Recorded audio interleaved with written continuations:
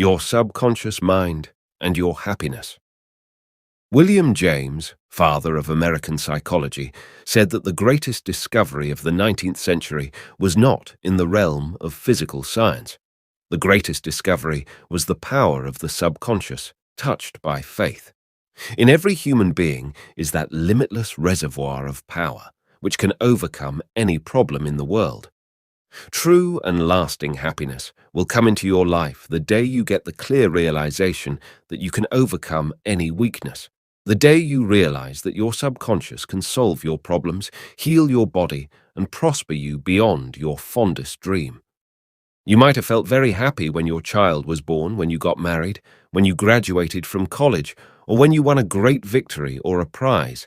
You might have been very happy when you became engaged to the loveliest girl or the most handsome man. You could go on and list innumerable experiences which have made you happy. However, no matter how marvelous these experiences are, they do not give real, lasting happiness. They are transitory. The book of Proverbs gives the answer. Whoso-ever trusteth in the Lord, happy is he. When you trust in the Lord, the power and wisdom of your subconscious mind to lead, guide, govern, and direct all your ways, you will become poised, serene, and relaxed. As you radiate love, peace, and goodwill to all, you are really building a superstructure of happiness for all the days of your life. You must choose happiness. Happiness is a state of mind. There is a phrase in the Bible that says, "Choose ye this day whom ye will serve." You have the freedom to choose happiness. This may seem extraordinarily simple, and it is. Perhaps this is why people stumble over the way to happiness. They do not see the simplicity of the key to happiness. The great things of life are simple, dynamic, and creative. They produce well-being and happiness. St. Paul reveals to you how you can think your way into a life of dynamic power and happiness in these words. Finally, brethren, whatsoever things are true, whatsoever things are honest, whatsoever things are just, whatsoever things are pure, whatsoever things are lovely, whatsoever things are of good report. If there be any virtue, and if there be any praise, think on these things. How to choose happiness. Begin now to choose happiness. This is how you do it. When you open your eyes in the morning, say to yourself, "Divine order takes charge of my life today and every day. All things work together for good for me today. This is a new and wonderful day for me. There will never be another day like this one. I am divinely guided all day long, and whatever I do will prosper. Divine love surrounds me, enfolds me, and enwraps me, and I go forth in peace. Whenever my attention wanders away from that, which is good and constructive, I will immediately bring it back to the contemplation of that which is lovely and of good report. I am a spiritual and mental magnet, attracting to myself all things which bless and prosper me. I am going to be a wonderful success in all my undertakings today. I am definitely going to be happy all day long. Start each day in this manner. Then you will be choosing happiness, and you will be a radiant, joyous person. He made it a habit to be happy. A number of years ago, I stayed for about a week in a farmer's house in Connemara on the west coast of Ireland. He seemed to be always singing and whistling and was full of humour. I asked him the secret of his happiness, and his reply was, "It is a habit of mine to be happy.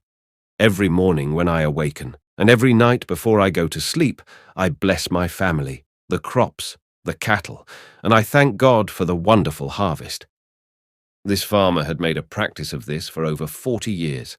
As you know, thoughts, repeated regularly and systematically, sink into the subconscious mind and become habitual. He discovered that happiness is a habit. You must desire to be happy. There is one very important point about being happy. You must sincerely desire to be happy. There are people who have been depressed, dejected, and unhappy so long that they suddenly made happy by some wonderful, good, joyous news.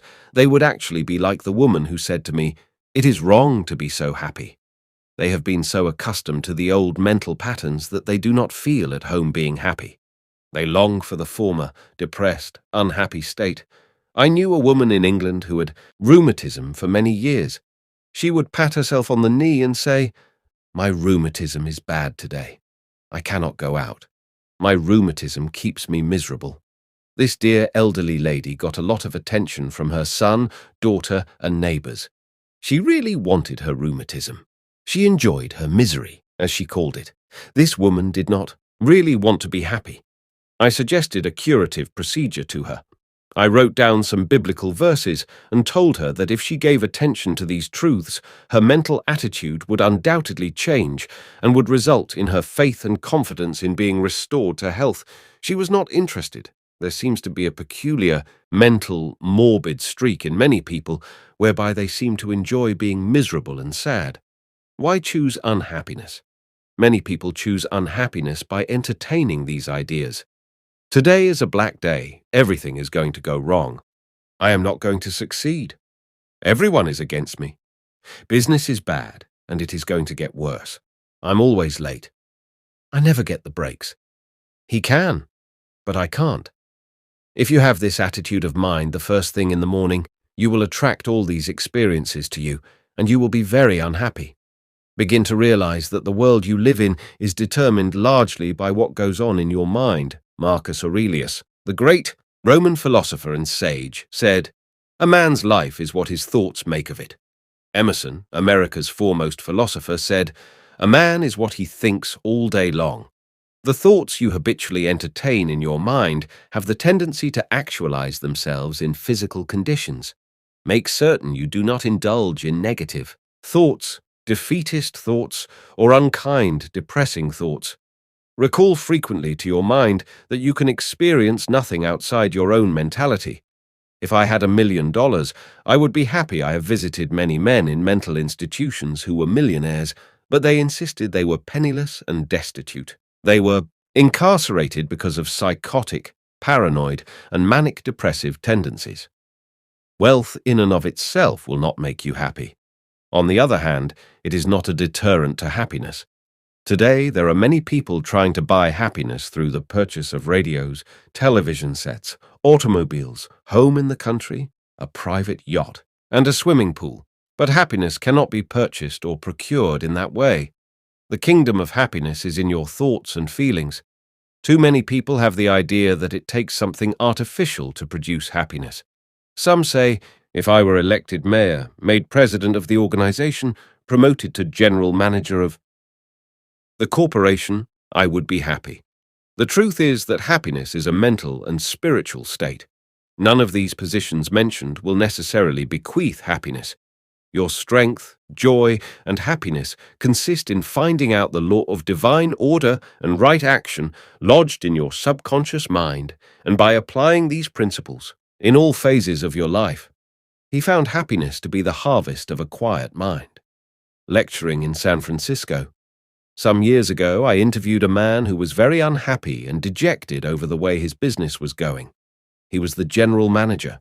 His heart was filled with resentment toward the vice president and the president of the organization. He claimed that they opposed him. Because of this internal strife, business was declining. He was receiving no dividends or stock bonuses. This is how he solved his business problem. The first thing in the morning, he affirmed quietly as follows: "All those working in our corporation are honest, sincere, cooperative, faithful, and full of goodwill to all. They are mental and spiritual links in the chain of this corporation's growth, welfare, and prosperity. I radiate love, peace, and goodwill in my thoughts, words, and deeds to my 2 associates and to all those in the company. The president and the vice president of our company are divinely guided in all their undertakings. The infinite intelligence of my subconscious mind makes all decisions through me.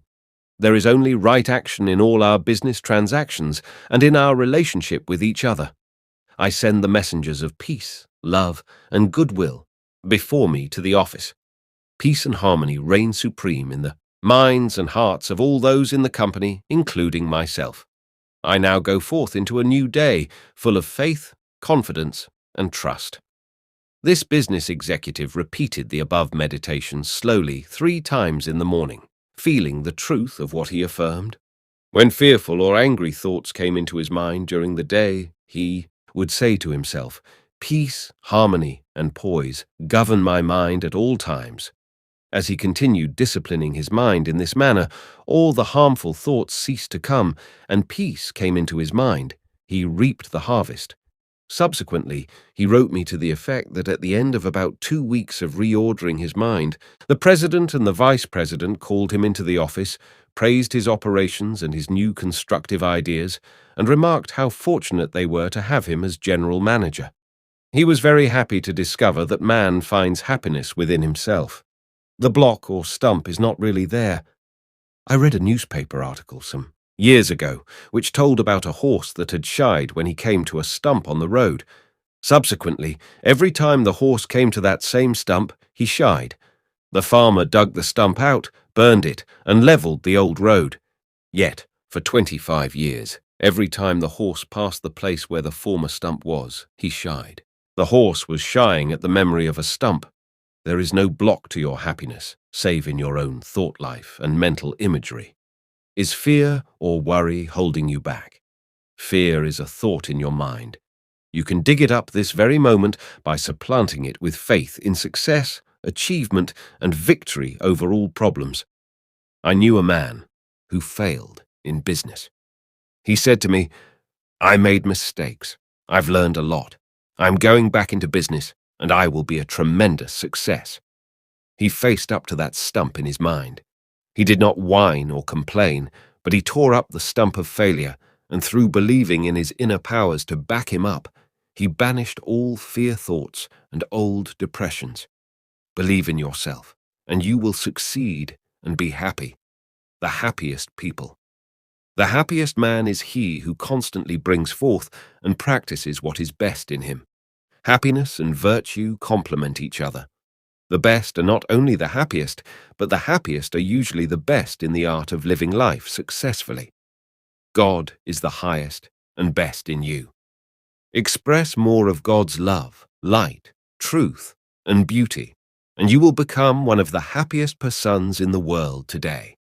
Epictetus, the Greek Stoic philosopher, said, "There is but one way to tranquility of mind and happiness. Let this, therefore, be always ready at hand with thee, both when thou wakest early in the morning, and all the day long, and when thou goest late to sleep, to account no external things thine own, but commit all these to God." Summary of Steps to Happiness. 1. William James said that the greatest discovery of the 19th century was the power of the subconscious mind touched by faith. 2. There is tremendous power within you. Happiness will come to you when you acquire a sublime confidence in this power. Then you will make your dreams come true. 3. You can rise victorious over any defeat and realize the cherished desires of your heart through the marvelous power of your subconscious mind. This is the meaning of whoso-ever trusteth in the Lord, spiritual laws of the subconscious mind. Happy is he. 4. You must choose happiness. Happiness is a habit. It is a good habit to ponder often on whatsoever things are true, whatsoever things are honest, whatsoever things are just, whatsoever things are pure, whatsoever things are lovely, whatsoever things are of good report. If there be any virtue, and if there be any praise, think on these things. When you open your eyes in the morning, say to yourself, "I choose happiness today. I choose success today. I choose right action today. I choose love and goodwill for all today. I choose peace today." Pour life, love, and interest into this affirmation, and you have chosen happiness. 6. Give thanks for all your blessings several times a day. Furthermore, pray for the peace, happiness, and prosperity of all members of your family, your associates, and all people everywhere. 7. You must sincerely desire to be happy. Nothing is accomplished without desire. Desire is a wish with wings of imagination and faith. Imagine the fulfillment of your desire and feel its reality, and it will come to pass. Happiness comes in answered prayer. 8. By constantly dwelling on thoughts of fear, worry, anger, hate, and failure, you will become very depressed and unhappy. Remember, Your life is what your thoughts make of it. 9. You cannot buy happiness with all the money in the world.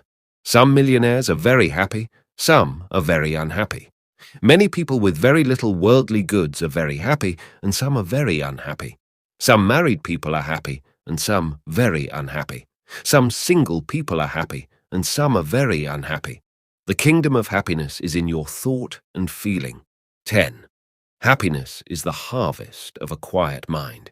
Anchor your thoughts on peace, poise, security, and divine guidance, and your mind will be productive of happiness.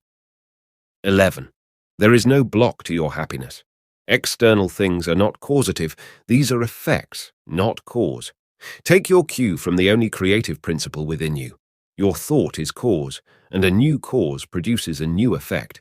Choose happiness. 12. The happiest man is he who brings forth the highest and the best in him. God is the highest and the best in him, for the kingdom of God is within.